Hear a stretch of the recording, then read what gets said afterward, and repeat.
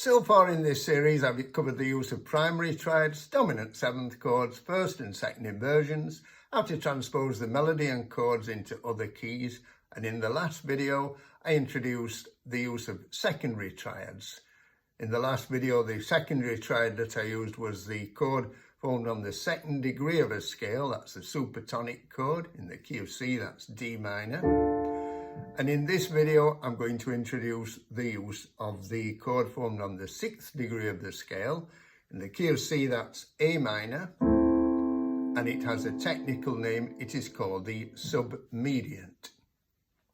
The submediant chord, chord 6, tends to want to go to chord 2. So I'm going to put this in again right at the end. In the last video, I showed you how instead of playing chord 5 and then holding it, we put chord 2 in first and then chord 5. Okay, so I'm going to put the submediant chord in just before chord 2 now. So instead of going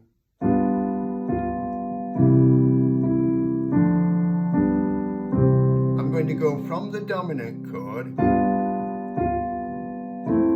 to the submediant chord. Now you notice that the melody note there is the top note of the chord, so the left hand you only play the A and the C, and then you play 2, 5, 1. Now you're probably thinking, hang on a minute, I thought in previous videos you said that the dominant chord always goes to the tonic.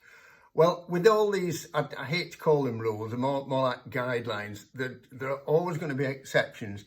And what I'm doing is trying to keep it simple to begin with and point you in the right direction about where chords usually go to.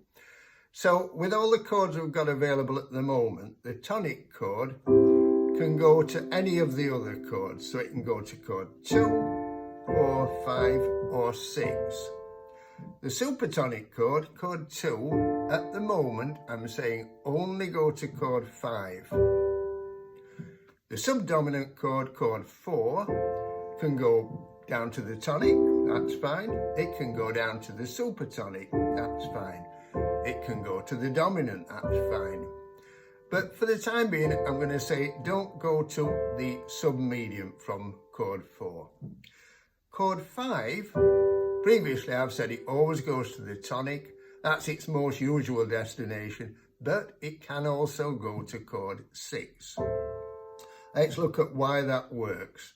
If you look at the notes in chord 6, A, C and E, and then the notes in chord 1, C, E and G, you notice that 2 of the notes, C and E, are in both chords.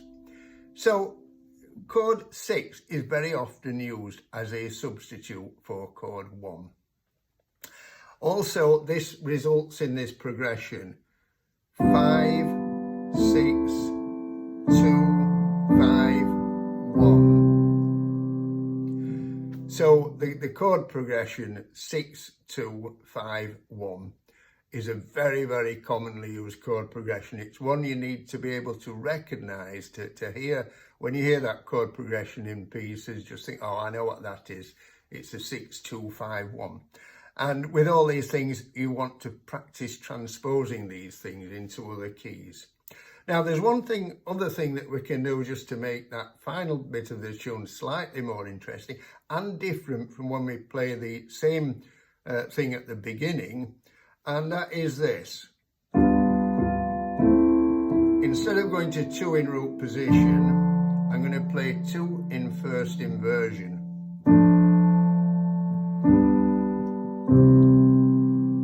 So we've now got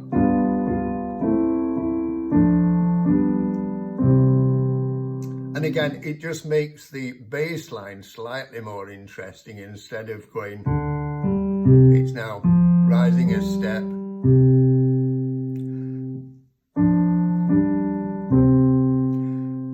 So the first time round you play this,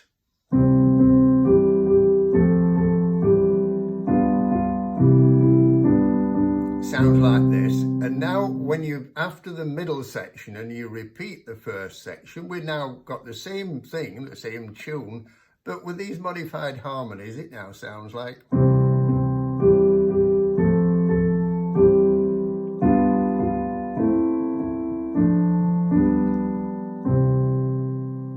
Hope you found that useful. If you did, please give it a thumbs up and subscribe.